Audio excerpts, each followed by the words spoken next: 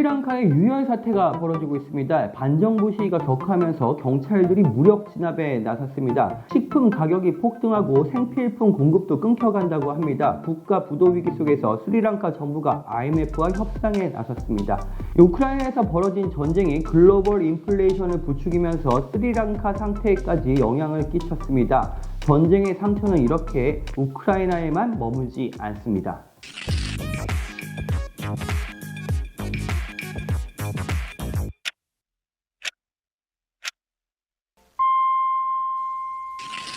안녕하세요. 서울경제신문 워싱턴 특파원 윤홍우입니다. 최근 글로벌 시장이 5월 9일을 주목하고 있습니다. 우리나라에서는 윤석열 대통령 취임 바로 직전입니다. 이날이 주목받는 이유는 러시아와 우크라이나 간의 전쟁이 끝날 수 있다, 이런 예측이 있기 때문입니다. 이 우크라이나 전역을 공격하던 러시아가 돈바스 지역에 화력을 집중하고 있습니다. 러시아의 목표는 이달 말까지 돈바스 지역을 완전히 장악하고요, 5월 9일날 승리 선언을 하는 것이라고 합니다. 이날은 1945년 러시아가 나치 독일을 상대로 한 대조국 전쟁에서 승리한 날이기도 합니다. 이때쯤 전쟁이 끝날 것이란 예측은 단순히 5월 9일이 갖고 있는 상징성 때문만은 아닙니다. 러시아도 우크라이나 전쟁에 쓸 재정적, 군사적 여력을 모두 소진해 가고 있습니다. 당초 미국 정보기관들도 러시아의 여건을 감안할 때 5월까지 전쟁이 지속되기는 어렵다, 이렇게 예측을 했었습니다. 물론 우크라이나의 강력한 저항으로 상황은 더 오래 지속될 수도 있습니다. 자, 그렇다면 이제는 문제는 전쟁 이후입니다. 전쟁이 종식되면서 평화는 찾아올 수 있겠지만 후유증은 오래 지속될 겁니다. 전 세계는 이미 정치적으로 분열하고 있고요. 이 정치적 분열이 경제적 분열로 이어지고 있습니다. 저희한테 지구촌이라는 말이 굉장히 익숙한데요. 이 글로벌 경제, 세계화에 익숙했던 글로벌 경제가 심각한 몸살을 앓을 수 있습니다.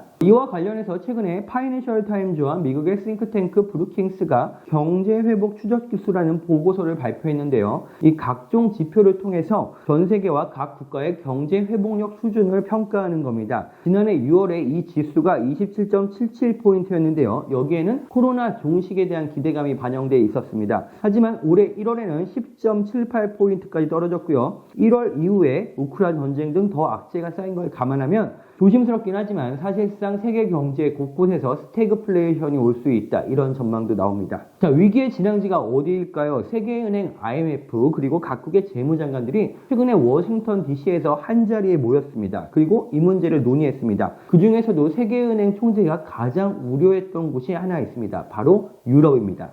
이 우크라이나 전쟁 때문에 유럽의 맹주 독일이 러시아의 에너지에서 벗어나야 하는 아주 험난한 길을 가야 됩니다. 독일의 모든 산업들이 러시아 에너지와 곳곳에서 연계되어 있습니다. 최근에 독일의 경제연구소 5곳에서 독일의 올해 경제 성장률을 1.9%까지 낮췄는데요. 기존 전망치보다 절반 이상이 깎인 겁니다. 독일이 러시아 에너지 수입을 중단하는 경우를 가정한 건데요. 같은 가정 아래서 내년 같은 경우는 마이너스 2.2% 역성장을 할 수 있다, 이런 전망이 나왔습니다.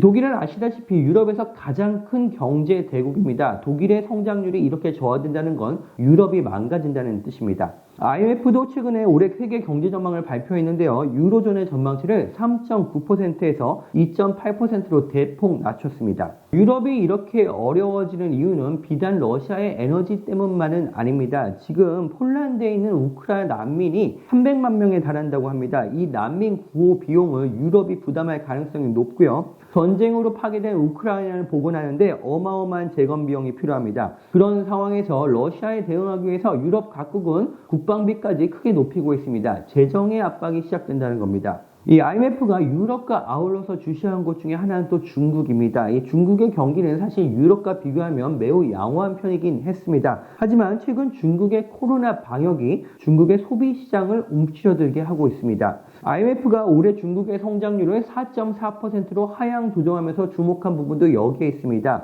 중국의 소비 침체가 길어지면 세계 경기에 미칠 파장이 너무 크다는 겁니다.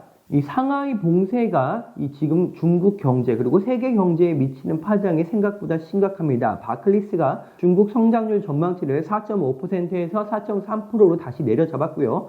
뱅크 오브 아메리카도 4.8%에서 4.2%까지 낮췄습니다. 이 중국 리스크 역시 소비 침체뿐 아니라 다양한 영역에서 올 수 있습니다. 앞서 스리랑카 말씀을 드렸듯이 지금 전 세계적으로 곡물 가격이 폭등하고 에너지 가격이 크게 오르면서 신흥국의 부채 위험이 높아지고 있는데요. 이 저소득국이나 신흥국의 채무가 거의 60% 이상이 중국 거라고 합니다. 중국이 글로벌 시장에서 목소리를 높이기 위해서 지난 수십 년간 막대한 대출을 신흥국에 해줬기 때문입니다. 이 채무 상황을 유의해줘야 된다는 목소리가 높아질 텐데요. 이 역시 중국 경제에는 리스크 요인이 될 수 있습니다. 자, 그렇다면 이 같은 복합적인 위기를 헤쳐나갈 해법이 있을까요? 통화정책은 인플레이션 때문에 어느 정도 한계가 있고 재정정책은 공공부채가 높아서 이제 여력이 없습니다. 이 경제회복 추적 지수를 발표한 브루킹스는 몇 가지를 주문했는데요. 일단 지정학적 긴장을 좀 완화시켜야 된다 이런 주문을 했고요. 또 주요 국가들이 국제적인 협력을 통해서 생산성을 향상시킬 기반시설에 투자하는 등 공동의 노력을 해야 된다 이런 조언을 했습니다.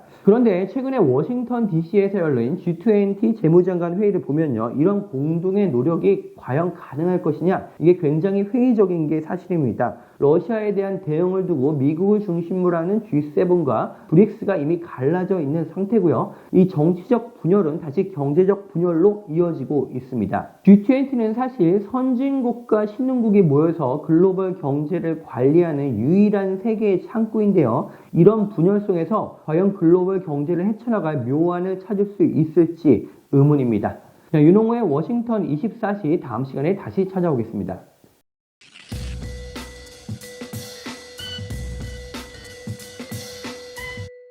이번 편이 도움이 되셨다면 좋아요와 구독 부탁드리겠습니다. 알림 설정까지 해두시면 다음 편도 놓치지 않으실 수 있습니다.